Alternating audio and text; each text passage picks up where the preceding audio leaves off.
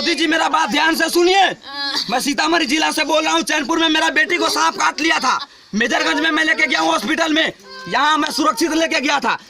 कोई साधन, कोई प्रसाधन मेरे को कोई गाड़ी नहीं दिया है। मैं उसको बोला एम्बुलेंस दो इसको सीतामढ़ी ले जाने के लिए, तो कोई मेरे को गाड़ी नहीं दिया है, एम्बुलेंस नहीं दिया है। मेरा बेटी देखो, बेटी बचाओ का आप ऐलान करके रखा है। बेटी बचाओ नहीं, बेटी मुआव कर रहे हो आप।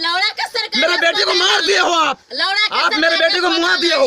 देखो यहाँ उंगली में सबूत, सांप काटा है। मैं यहाँ पे बांध के और हॉस्पिटल में पहुंचा हूँ और बोला हूँ कि इसको बढ़िया से ट्रीटमेंट कीजिए। तो 2 सुइया हलाया है और पता नहीं कौन सा सुइया हलाया है। सीतामढ़ी ले जाने के लिए मेरे पास कोई साधन नहीं था। टेम्पू में लेके गया हूँ, मेरा बेटी आधा रास्ता में मर गया है। आपके पास एम्बुलेंस नहीं है? यही सरकारी हॉस्पिटल है? मेरे को किडनैप कर लीजिए। आइए, मैं गलती बोल रहा हूँ तो पूरा समाज, पूरा सबूत मेरे साथ है। देखिए मैं लाश लिया हूँ, बेटी को लाश लिया हूँ। कितना पागल हूँ, अभी इतना पागल हूँ। मंदोगर तक, प्रशासन तक पहुँच जाऊँ।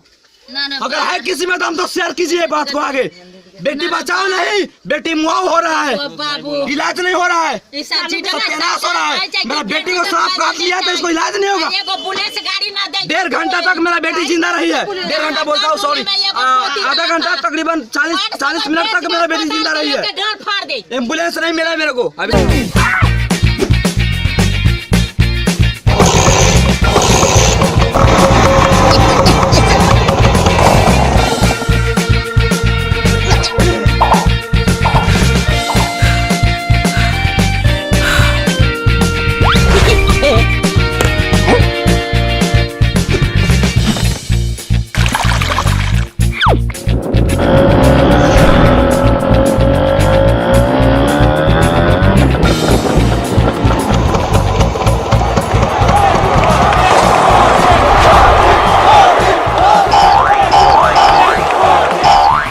भाइयों बहनों, आपकी सेहत के लिए हमारी सरकार एक नई योजना लेकर आई है।